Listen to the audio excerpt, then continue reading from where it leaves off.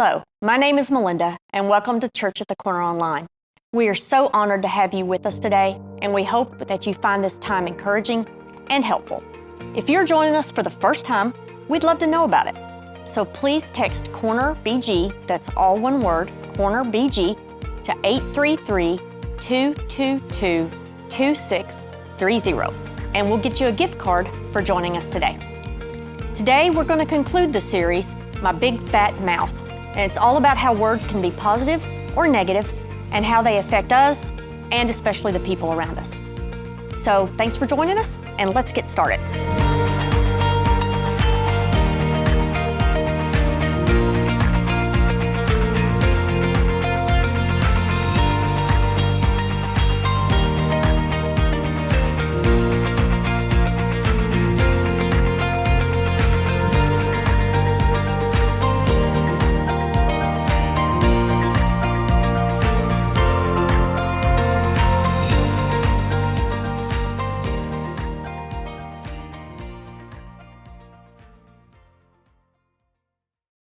Well, today we're diving into part 4, which is actually the conclusion of the series we're calling My Big Fat Mouth. Now, this is your first weekend with us to watch this series. I think you owe it to yourself to go back and take a listen to week 1, where we talked about complaining, week 2, where we talked about criticizing, and then last week we talked about lying. Well, and today in week 4, we're going to wrap this thing up talking about gossip.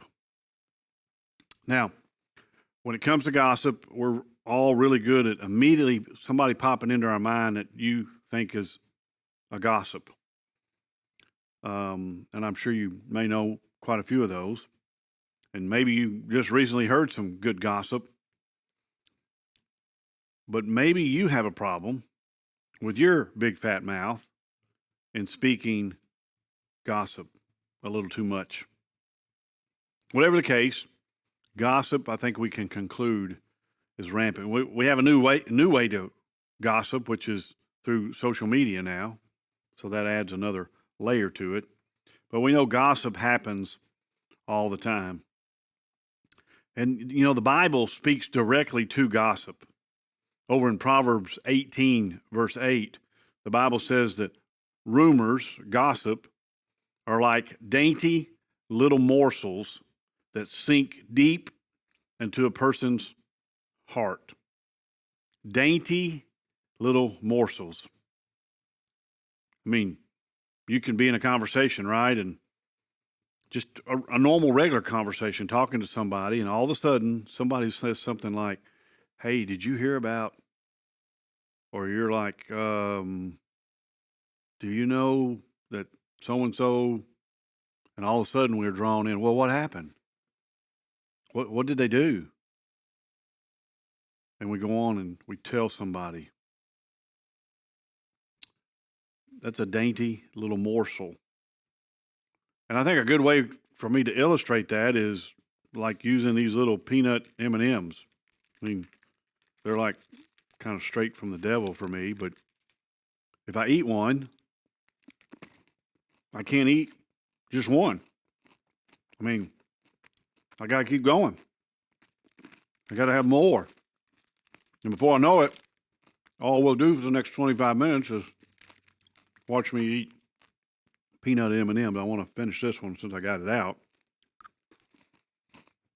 You see, once I start, I can't stop. These dainty little morsels to me. And that's exactly what gossip is, if you really think about it. Because we kind of just keep leaning in and we want to know more. Well, does anybody else know about it? How did he or she react? I mean, gossip, it's there all the time.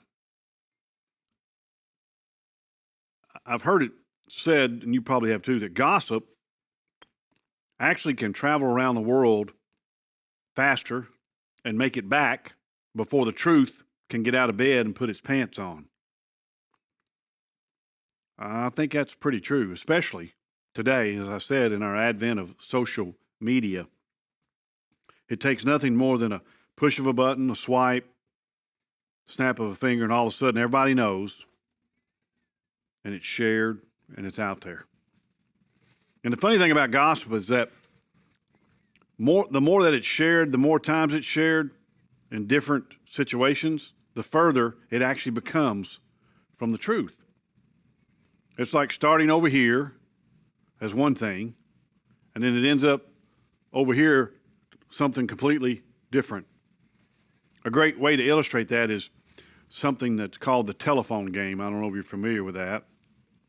You may not have ever heard of it, but it's where you can whisper a sentence into somebody's ear, and then they turn to the next person, and the next person, and the next person, and they whisper, and by the time the last person says the sentence, it's nowhere near the same as it started. And I think it's funny how different things can begin to sound different as they begin to spread. And in fact, sometimes you can kind of look on and think, well, isn't gossip kind of childish? You may think that. Isn't it something that people used to do back in middle school and high school? I mean, it's not really a current problem in my life. I used to do it a lot when I was younger. The fact of the matter is, when you've been stung by gossip, regardless of your age, you know the pain that it can inflict. So you may not even realize you've inflicted some pain recently, because gossip is everywhere. And sometimes we don't even recognize that we're doing it. Some of you, I bet, have lost a friendship over some gossip that somebody shared.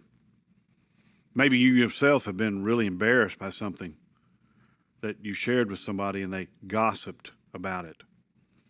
You see, gossip is no laughing matter. It can sting really bad because rumors seek deep into a person's heart. And the problem with gossip many times is it's really difficult to see in the mirror and recognize that you're doing it. And we do it in a lot of different ways in a lot of different situations. In fact, sometimes people disguise it as a prayer request. Some of us churchy people, I'm sure you've never heard anything like this going on, that somebody raises their hand and says, hey, we need to pray for so-and-so. All of a sudden it turns into gossip because they say, well, we need to pray for Jeff. I mean, I don't know if you noticed, but he's been hanging out a lot with Karen, the new girl at work.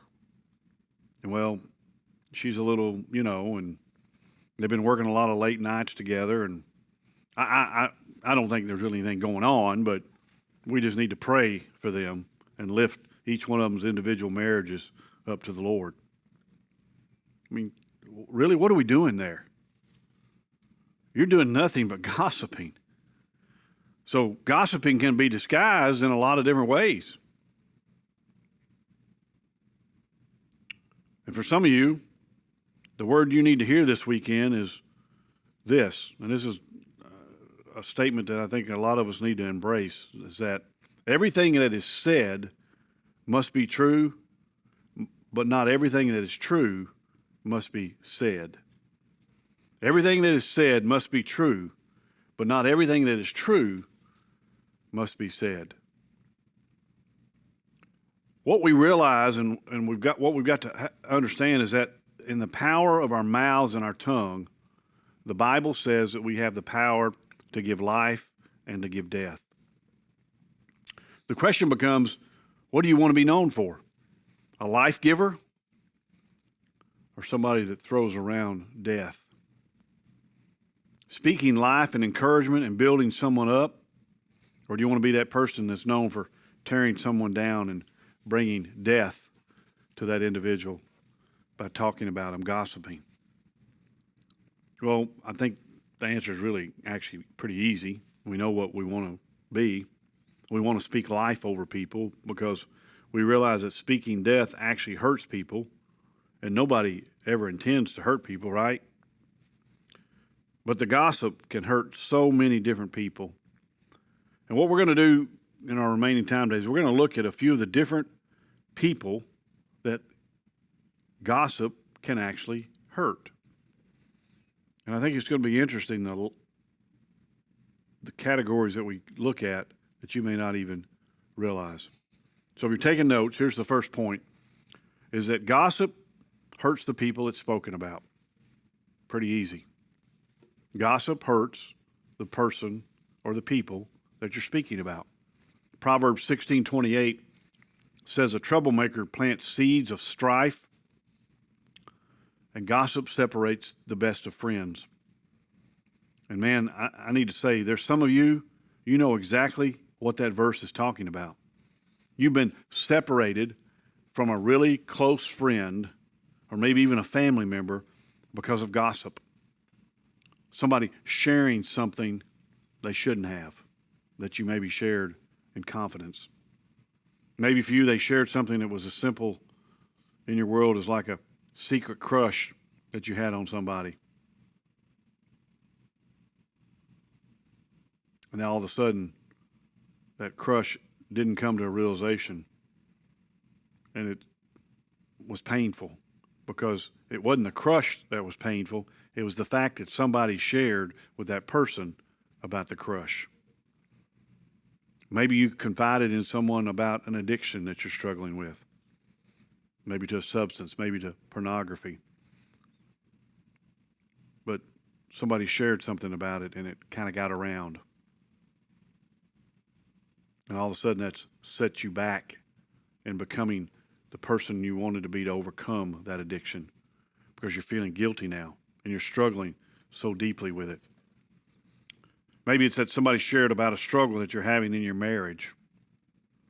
You shared that with a confidant or a friend, and you just couldn't help it.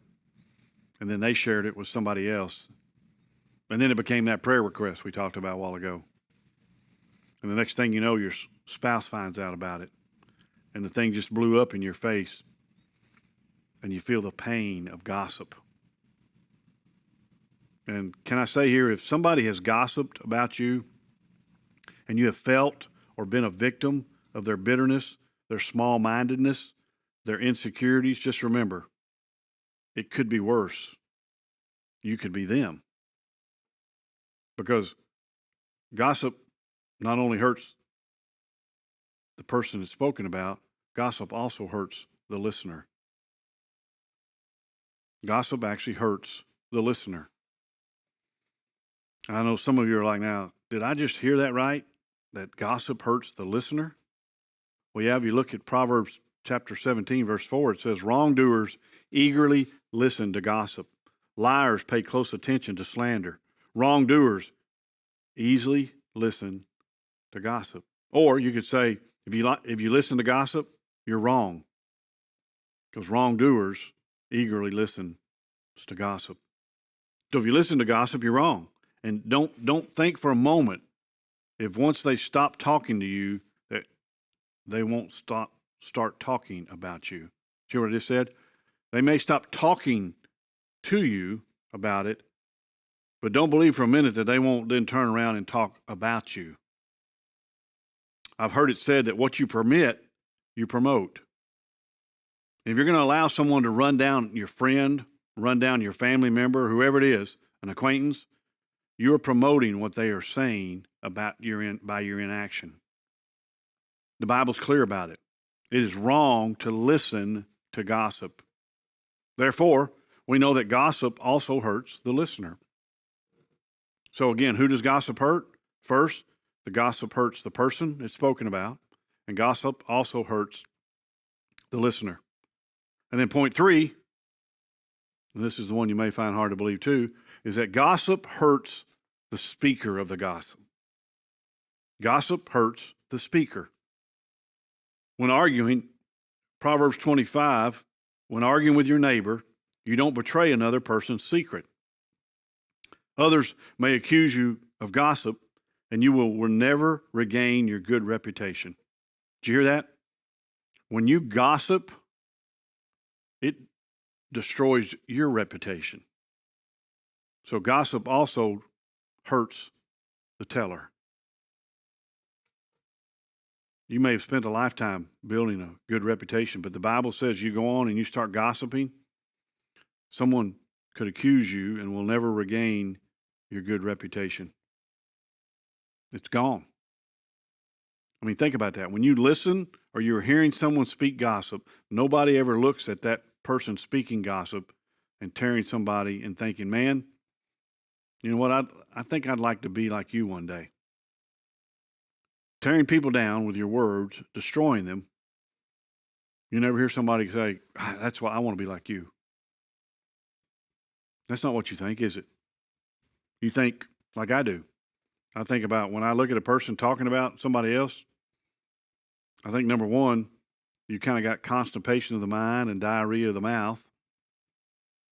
Number two, I wonder what you might say about me when I'm not around.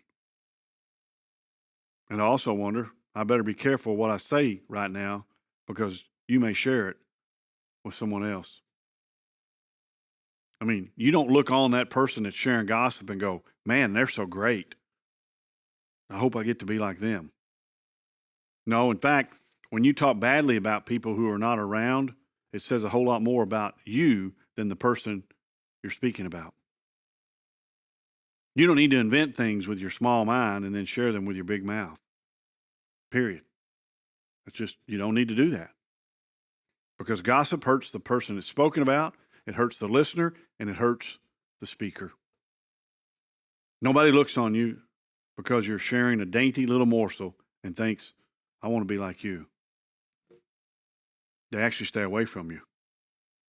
And gossip hurts the speaker. In other words, if you're going to have it hurt the person who's spoken about, the listener and the speaker, guess what? Gossip hurts everybody. So the goal then would be very simple, wouldn't it? We can wrap this thing up and go home, is we don't want to gossip. But actually the question becomes, once you decide you don't want to gossip, is how do we do that? Well, if you're taking notes, I think there's two different things that we need to talk about. And my goal with these two things is to share things that are very simple and give you very, very easy, very tactical things that you can do to walk away and have immediate tools to help you stop gossiping. The first thing, if you're taking notes, is that we're going to guard our ears. We're going to guard our ears. Now, I don't mean put on earmuffs or put in headphones or whatever. It was interesting. I came across an article that was referenced in putting this together from a psychology magazine. In this magazine, it said that that you can actually stop gossip with one question. And when I read it, I was kind of intrigued. And you may say, okay, well, tell me what the question is. And here's what it is.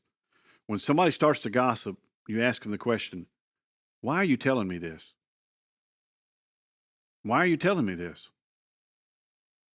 Now, you may go, well, that sounds a little sassy. You don't have to do that. You can come up with something else if you want to. But I think it's pretty direct and accomplishes what you want to accomplish. Why are you telling me this? This article also went on to say that it causes the person to stop, to take a mental inventory of why I'm choosing to say this to you right now. So I think it's a good question that's effective and kind of gives you some tactical ammunition. And again, some of you may look at that and, well, that sounds a little combative. I don't know if I could ever do that. So let me give you a softer approach with a little different question. Simply ask this. Hey, have you had a chance to talk about this to so-and-so? A little softer approach maybe. Have you had a chance to talk to so-and-so about this? And probably 98% of the time they're going to be like, well, no. Well, then maybe you need to talk to them about this before you go around telling people. Case closed. Change the subject. So where does this amazing question come from? Have you talked to so-and-so about it? Guess what? It actually comes from Jesus. Jesus came up with this. Matthew 18, Jesus actually in context, he's talking about conflict between the two believers here, and he says, listen, what you need to do is go privately and speak to the person who you have a problem with. And once you do this, maybe they'll listen to you and confess it, and then guess what? You've won them back. So this actually is something that Jesus taught us to do when you ask that question. Have you had a chance to talk to so-and-so about this? You're actually helping them do what Jesus tells them to do, which is always a great thing. So look at it this way. You're helping somebody be more like Jesus. And stop gossiping and go and talk to that individual in question, right? So what do you want to do? Well, we want to guard our ears. And then ultimately, sometimes no matter how many great questions we ask people, it just won't shut their big fat mouth. They just keep gossiping. And in that case, it may come to the point where you have to distance yourself from that relationship, or maybe even completely sever the relationship. I've had to do that before. I just had to walk away from that relationship. Now I'm cordial with them when I see them, but I just don't spend a lot of time with them because all they wanted to do was gossip. And this principle is biblical and is found in Proverbs chapter 20. The Bible says a gossip goes around telling secrets. So don't hang around with chatterers. Very simple. It's a very clear instruction from the book of Proverbs. First thing is we're going to guard our ears. And you may have to do that, you may have to create some distance in that relationship. And then the second thing is pretty simple too. Guard our ears, close our mouth. It's simple. But it's amazing how effective it is. So I'm going to read again from Proverbs 21:23. This is pretty simple. We're going to repeat it a few times to make a point here.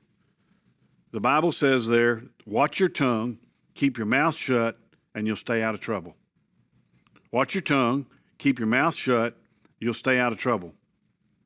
Okay, so it's your turn. Let's say it together. Keep your mouth shut. Watch your tongue, stay out of trouble. Watch your tongue, keep your mouth shut, stay out of trouble. Congratulations, some of you just memorized your first Bible verse. And that may have been the Bible verse you needed to memorize today. Watch your tongue, keep your mouth shut, stay out of trouble. If you find yourself feeling like you need to share this with somebody, just ask yourself a question. Would I want someone sharing similar information about me if I were not around? So if you hear something, you see something, and you're thinking about sharing it, ask yourself, would I want someone sharing similar information about me if I were not around? In other words, it's yet another principle from Scripture that Jesus teaches us. The Bible, it's amazing. You should read it. Luke chapter 6, verse 31, Jesus teaches that you want to do unto others as you would want them to do unto you. Pretty simple. So the question becomes, when you're about to speak something about another person who's not around, would you want someone speaking the same kind of information about you if you weren't around?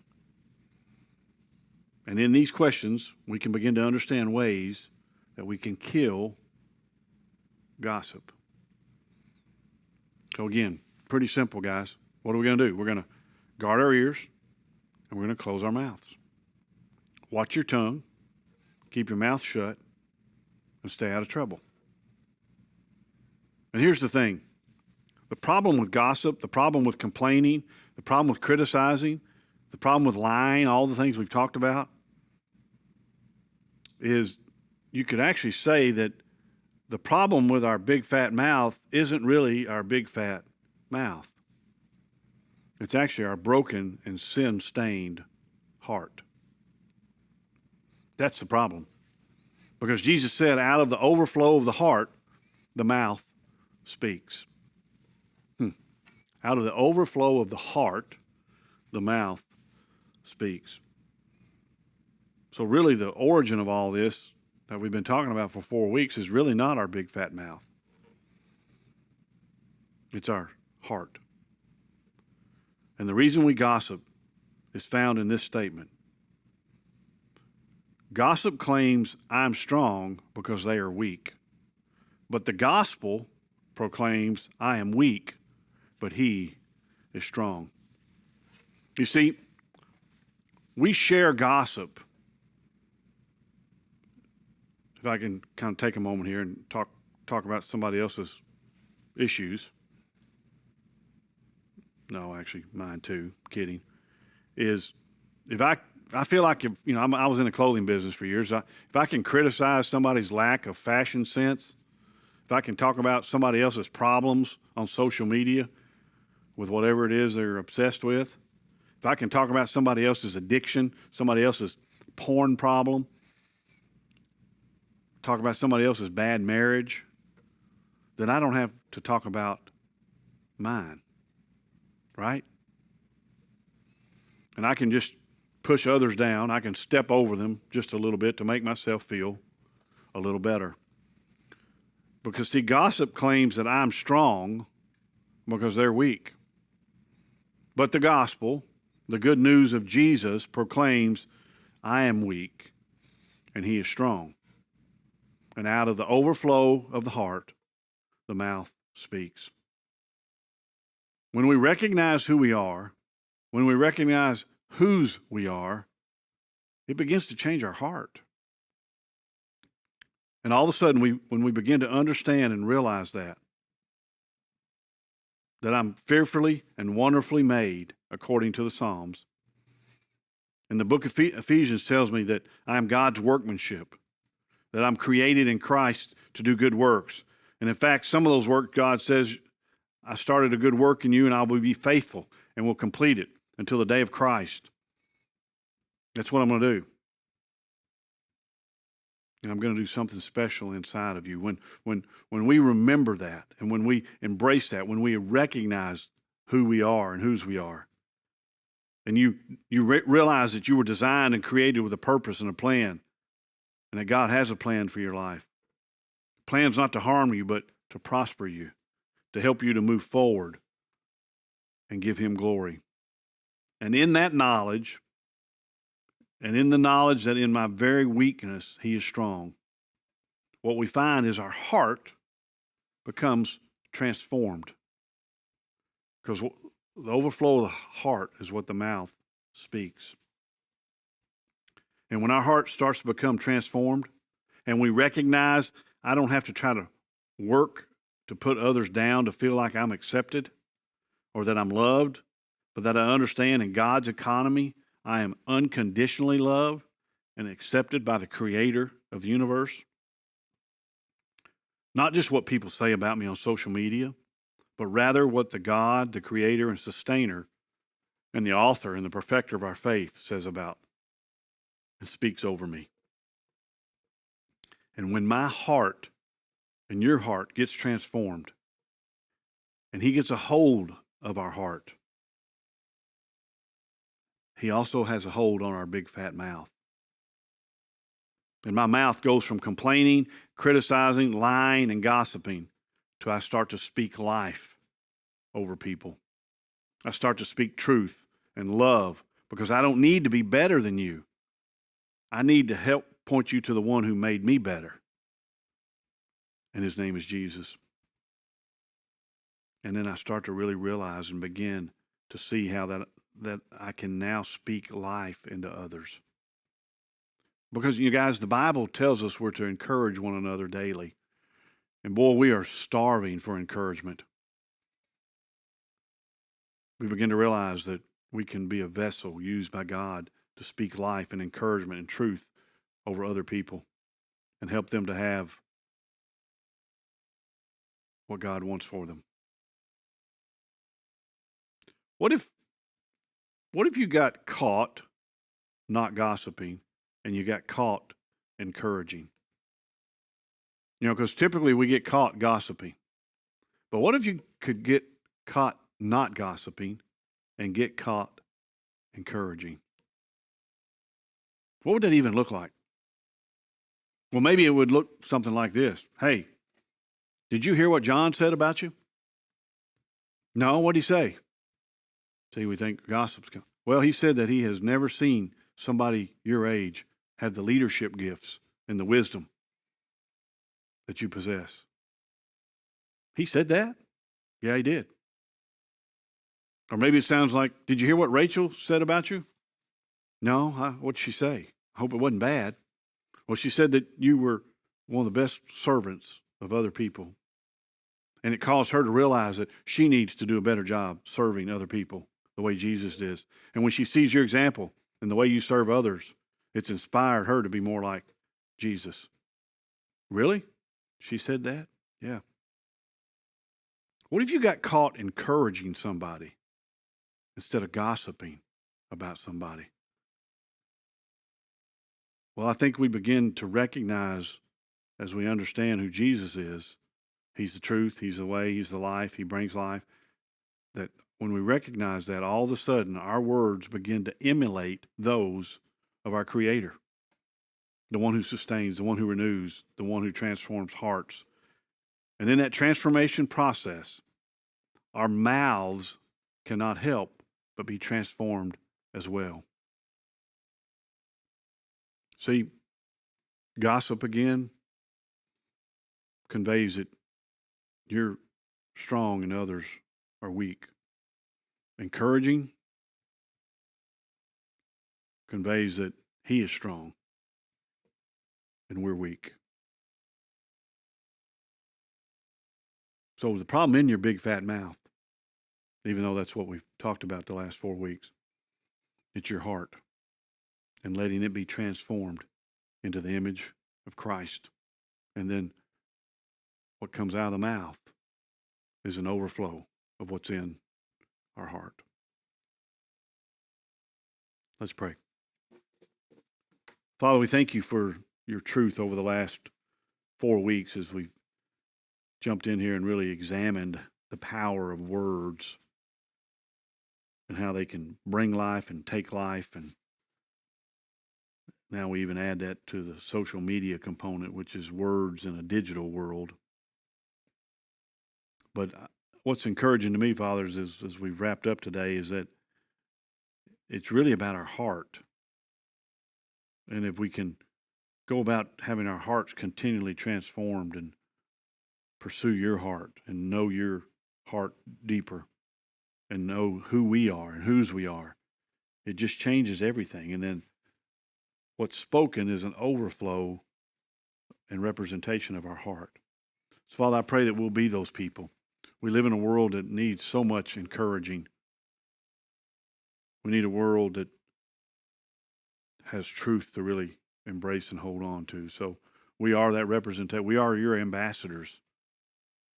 So, Father, I pray that we will live that out and we will be people of life and hope and encouragement. And we'll look different than the rest of the world. And not let our big fat mouths run so much of our lives. Everything will be driven by our heart. So, Father, we pray that you'll work as only you can, encourage and empower, and do all this in the name of Jesus. Amen.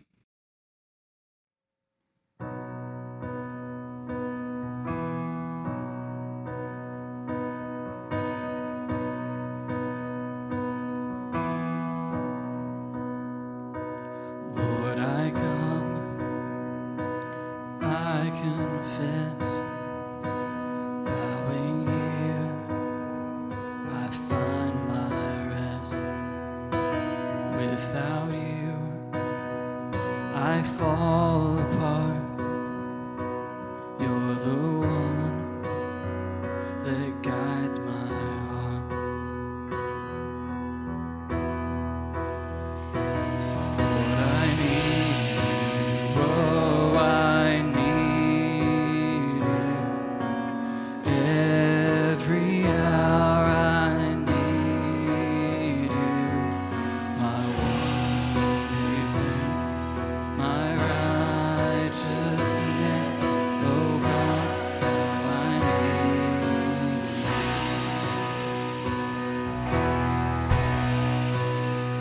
where sin runs deep. Your grace is more, where grace is found, is where you are. And where you are, Lord, I am free.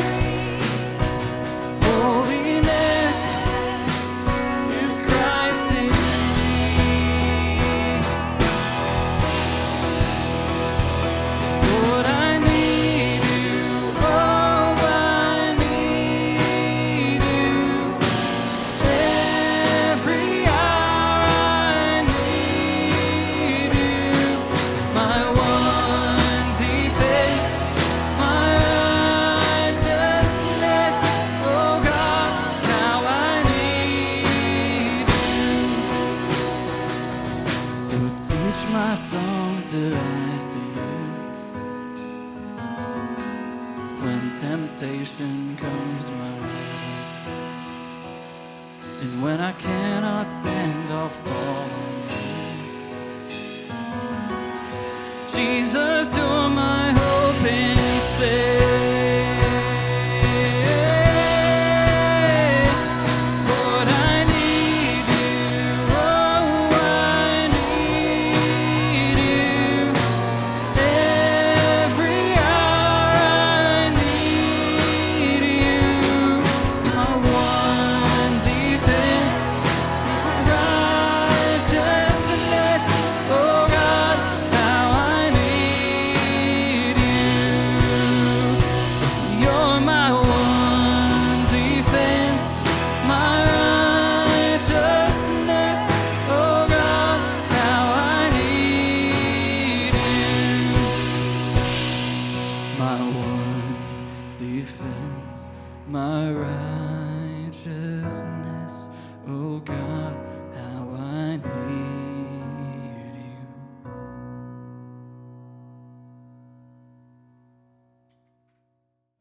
Guys, I'm humbled you've hung with us throughout this series. I hope, again, you benefited from some of the things we talked about. As always, if you did and you feel like it's important to share it with somebody, we'd love for you to do that. Subscribe to our YouTube channel. Invite somebody else to subscribe to our YouTube channel. And I want to invite you to join us next week as we kick off a new series called Relational Vampires. I thought it was appropriate as we went into the month of October to talk about this, because you're going to see that you have a lot of relationships in your life that just suck the life out of you. And we're going to talk about what that looks like. So I hope you'll join us next week as we kick off this new series, Relational Vampires.